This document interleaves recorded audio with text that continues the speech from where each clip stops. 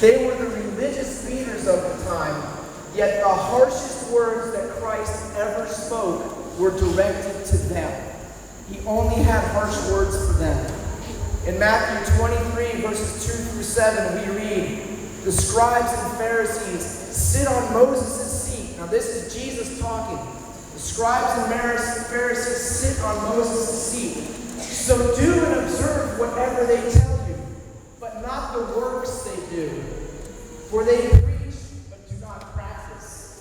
They tie up heavy burdens, hard to bear, and lay them on people's shoulders. But they themselves are not willing to prove them with their finger. They do all their deeds to be seen by others. They love the place of honor at feasts and the best seats in the synagogues and greetings in the marketplace and being called rabbi by others." Verse 13 we read, "Woe to you, scribes and Pharisees, for you shut the kingdom of heaven in people's faces. For you neither enter yourselves nor allow those who would enter to go in." We read in verses 27 and 28, "Woe to you, scribes and Pharisees, hypocrites, for you are like whitewashed tombs, which outwardly appear beautiful, but within are full of dead people's bones and all uncleanness. So you outwardly appear righteous to others, but within you are full of hypocrisy and lawlessness." You see, the scribes and Pharisees had overlooked the most important thing. They thought that their knowledge of the Bible and their observance of all the rituals and sacrifices and fasts and commands of God made them right with God and made them better than everyone else. At one point, they asked Christ, "What is the greatest commandment?"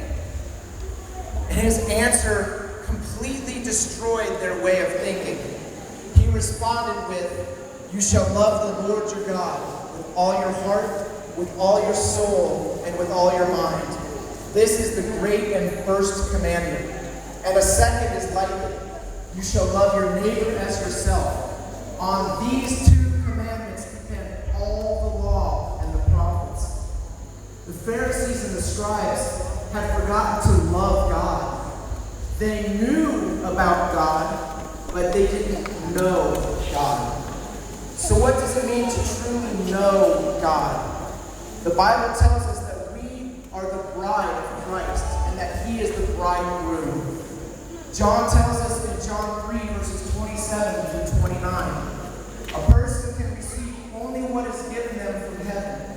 You yourselves testify that I said, I am not the Messiah, but am sent ahead of him. The bride belongs to the bridegroom. The friend who attends the bridegroom waits and listens for him and is full of joy when he hears the bridegroom's voice. That joy is mine and is now complete."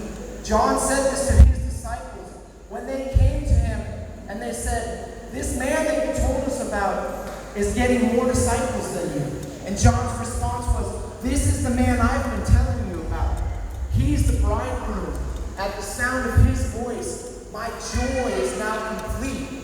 And he points to us being Christ's bride, and that everybody who comes to Christ is given to him by the Father. In Revelation 19, verses 7 and 8, we read, "Let us rejoice and be glad and give him glory, for the wedding of the Lamb has come, and his bride has made herself ready. Fine linen, bright and clean, was given her to wear." Fine linen stands for the righteous acts of God's holy people. We are God's bride. He himself purified us on the cross to make us ready for him. So that's how deeply Christ wants us to know him. In this life, the most intimate relationship on this planet that God created is that of a husband and wife.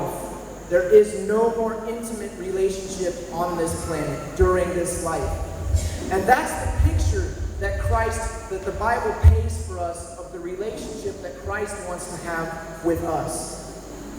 When you look at your relationship, when we look at our relationship with Christ, can we honestly say that we are intimate with Christ? Is our relationship with Christ an intimate, honest relationship? Or are we more like the scribes and the Pharisees?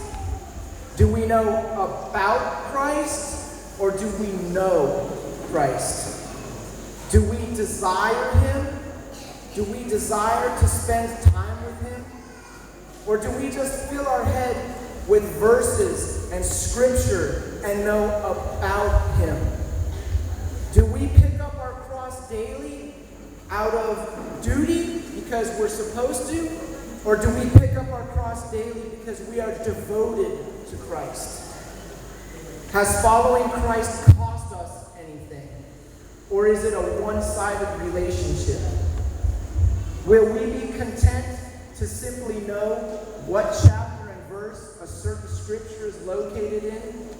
Or will we be like Job, who after he had lost everything, was able to say in chapter 4, verses 2 through 5, I know you can do all, and that no purpose of yours can be thwarted.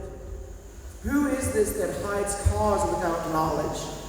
Therefore, I have uttered what I did not understand, things too wonderful for me, which I did not know. Hear, and I will speak. I will question you, and you will make it known to me.